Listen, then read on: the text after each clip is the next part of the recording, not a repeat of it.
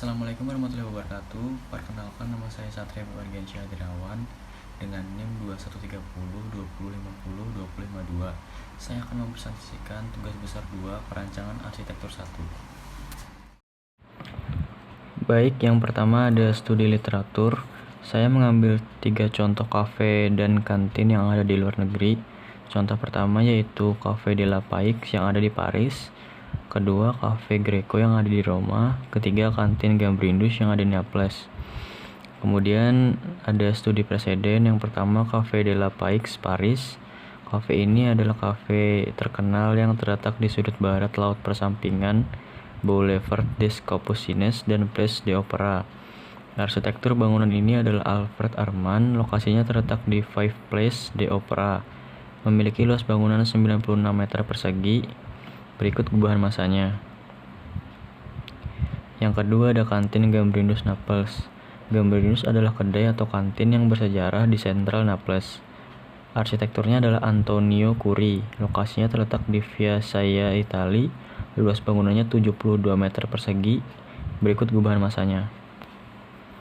Yang ketiga Cafe Greco Roma. Cafe Greco adalah kafe bersejarah yang dibuka pada tahun 1760 di Via del Condotti, Roma, Italia. Arsitekturnya adalah John Utzon. Lokasinya di Via del Condotti, State Roma, Italia. Luas bangunannya 65 meter persegi. Berikutnya analisa tapak. Yang pertama, lokasi tapak berada di Jalan Hendrik Timang, Universitas Palangkaraya. Tapak berada di dekat perpustakaan, kantin, dan lab teknik universitas. Lahan saat ini merupakan area hijau yang belum difungsikan untuk bangunan dan memiliki karakter tanah berkontur yang ekstrim. Selanjutnya analisa matahari. Tapak menghadap arah barat sehingga panas matahari sore menjadi salah satu masalah. Kemudian analisa angin. Karena bangunan merupakan bangunan satu-satunya sehingga angin bisa didapatkan dari segala arah, mengingat bangunan sekitar yang tidak saling berdekatan. Kemudian analisa utilitas.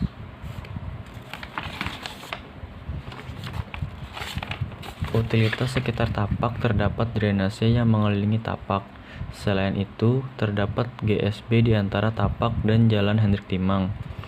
Berikutnya analisa zonasi.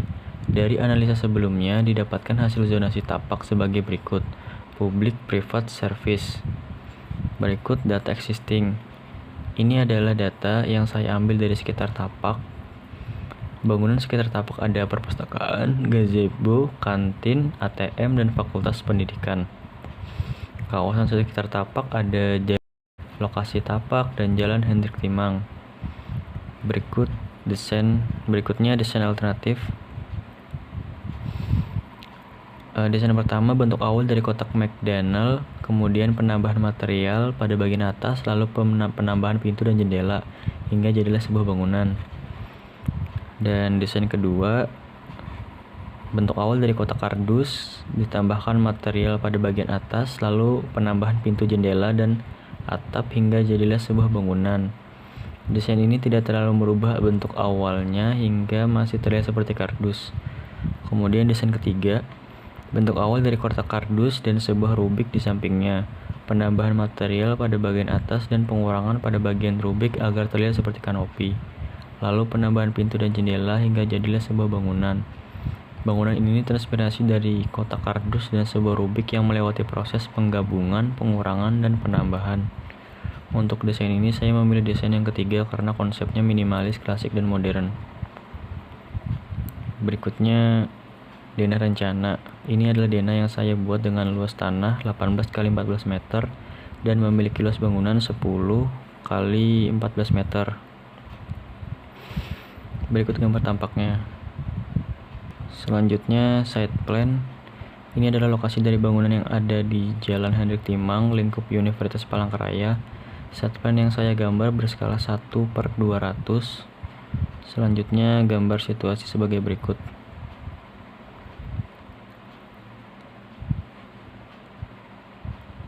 Berikutnya gambar potongan A dan B yang berskala 1/100.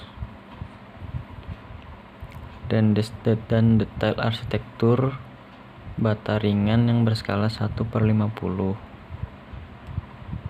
Dan berikut eksteriornya. Dan ini interiornya. Sekian dari saya, maaf bila ada kekurangan. Terima kasih.